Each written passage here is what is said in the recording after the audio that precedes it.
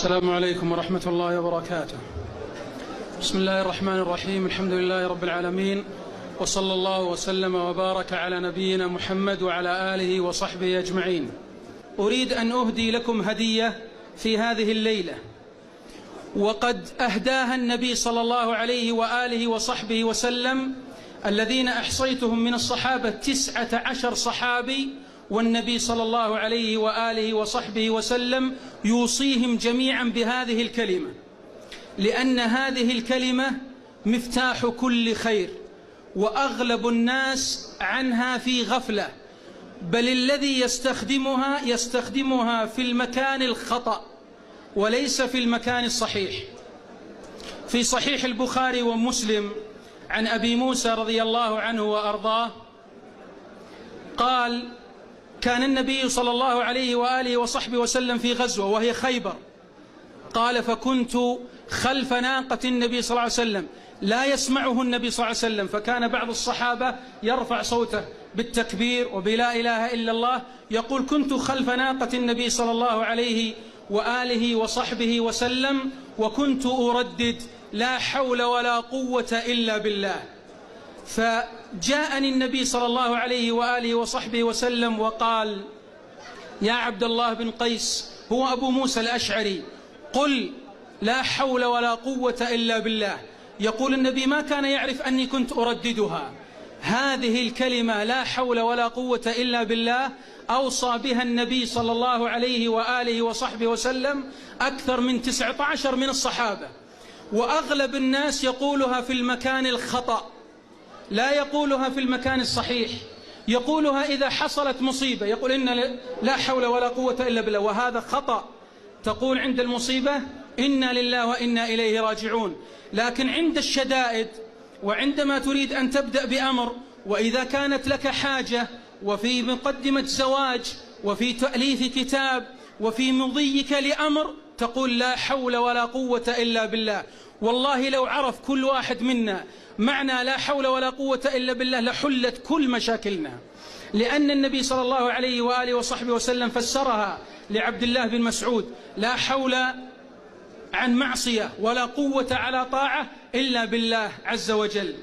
لا أطيل عليكم، لكن اسمعوا هذه القصة التي حصلت لعوف بن مالك الأشجعي رضي الله عنه وأرضاه، حتى تعرفوا أن هذه الكلمة مثل ما قال عنها ابن القيم الجوزية: تحمل بها الأثقال وتقتحم بها الأهوال ويدخل بها على من يخاف منه. يقول رضي الله عنه وأرضاه: أسر ابنه فجاء إلى النبي صلى الله عليه وسلم فقال: يا رسول الله، إن ابني في الأسر وإنني أشتكي الفقر. لقد أحصى بعض العلماء 40 موطن تقال فيه لا حول ولا قوة إلا بالله. انظروا إلى هذا، يشتكي الفقر وابنه في الأسر. فقال: يا رسول الله، أريد الحل، أشغلتني أمه بالبكاء. فقال النبي صلى الله عليه وآله وصحبه وسلم: كرر لا حول ولا قوة إلا بالله، لأن في البخاري ومسلم قال: هي كنز من كنوز الجنة، هي كنز من كنوز الجنة. إذا فهمت إيش معنى كنز، الجنة كاملة كنز، ولا حول ولا قوة إلا بالله كنز في الجنة، يعني من نفائسها. فقال: كرر لا حول ولا قوة إلا بالله. رجع إلى زوجته وقال: قالت: ماذا قال لك رسول الله؟ قال: كررا أنت زوجتك لا حول ولا قوة إلا بالله. اجلسوا كم يوم وهم لا حول ولا قوة إلا بالله، لا حول ولا قوة إلا بالله، وهو يعرف إيش معناها. يعني لا يطلق من السجن ولا يخرج من السجن. يا من له سجين يريد أن يخرج، عليك بهذا. فكرر لا حول ولا قوة إلا بالله. وهم جالسين في البيت، قالت الأم: والله إني لأسمع صوت مالك. قال الأب: ويلاه، أين مالك وهو في القد؟ القد يعني القيد، سير من جلد البعير يلزق ييبس حتى يكون أشد من الحديد. قالت: والله إني أسمع صوته. فركض الأب وركض الخادم وفتح الباب، وإذا بابنهما أمامهما. فكيف نجا لما كرر لا حول ولا قوة إلا بالله؟ يقول رضي الله عنه وأرضاه: غفل عني الحارس فخرجت وانكسر القيد، وإذا بي بالرحول، يعني مثل ما نقول، وإذا بالناقة أمامه، فركبها والقوم في غفلة، فمر على مسرحهم فساق 4000 رأس من الغنم وأتى بها. قال أبوه: والله لا نأخذ شاة واحدة حتى نأتي إلى النبي صلى الله عليه وسلم. فلما جاءوا إلى النبي صلى الله عليه وسلم قال: هي لك. ففك ابنه من الأسر وخرج غنيا بعد أن كان فقيرا. من أراد أن تخرج ما في نفسه من الوساوس، من أراد أن يقتحم الهم ويكسره فعليه بهذه الكلمة. من أراد أن يخرج من بوتقة الدين فعليه بهذه الكلمة: لا حول ولا قوة إلا بالله. يوصي بها النبي صلى الله عليه وسلم أكثر من 19 من الصحابة، أكثر من قول لا حول ولا قوة إلا بالله. ويقول لآخر: كنز من الجنة، ويقول لآخر: كنز من تحت العرش، ويقول لآخر: باب من أبواب الجنة.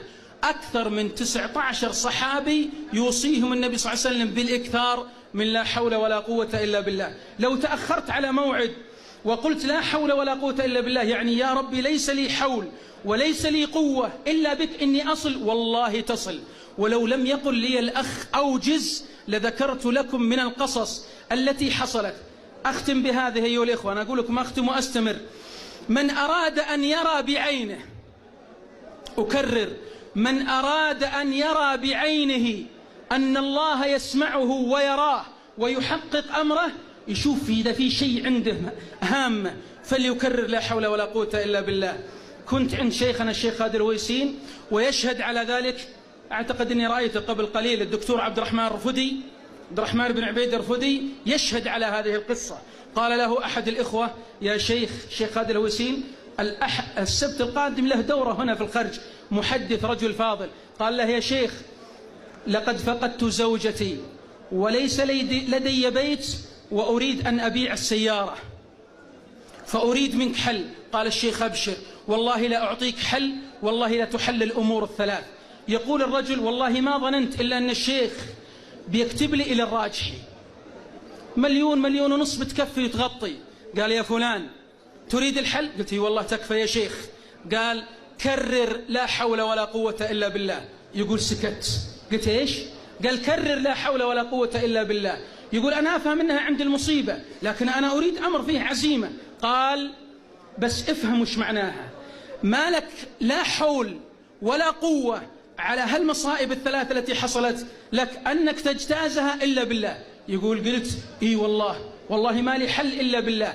يقول: والله إني في اليوم بعض الأحيان 1000 مرة وبعض الأحيان 700 مرة إلى أن وصلت إلى 7 أشهر، ووالله حلت ال3 أمور كاملة، لكن يريد منك إصرار.